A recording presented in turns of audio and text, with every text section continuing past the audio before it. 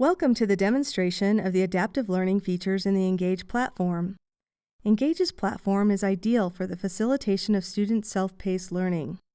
With Engage, it is also simple to set up the conditional release of content to students, which increases the level of personalization available.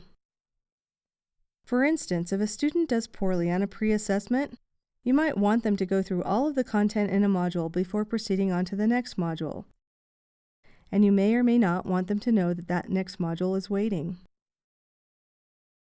Engage allows for several options, which will be demonstrated in a moment.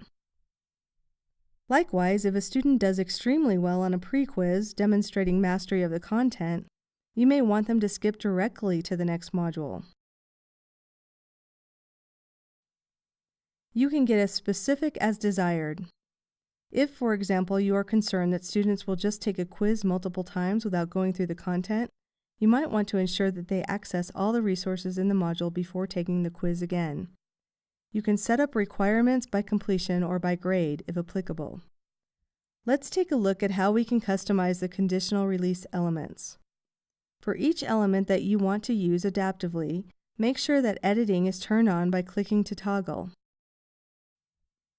Go to Edit Settings. If we want to restrict access to Module 2 to students who have scored a certain percentage on the Module 1 post-quiz, we can do this by clicking the Edit button. We can then go to the Restrict Access section and enter our criteria. You can see that you can enter any number of criteria by adding more conditions.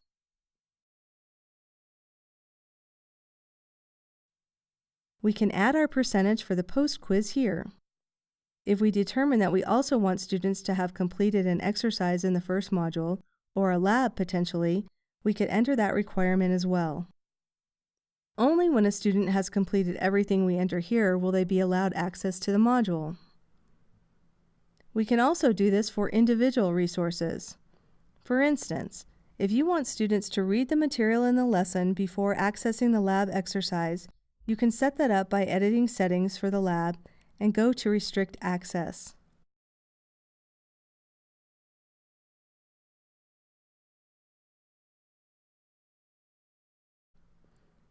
Clicking on the completion requirement will prevent the lab activity from being shown until a reading has been completed. Note the other option available under the Restrict Access section. We can allow students to see an activity waiting for them and tell them what to do to essentially unlock the next activity. Or we might not want to let them see the resources that are waiting. We have the option to gray out the activity name and show them the requirements to access it. Or we can completely hide the activity. We can do as much or as little customization as makes sense with conditional release options in Engage. Hopefully, this has shown you some of what can be done and how it is done. If you have questions, please contact your Wiley rep at any time.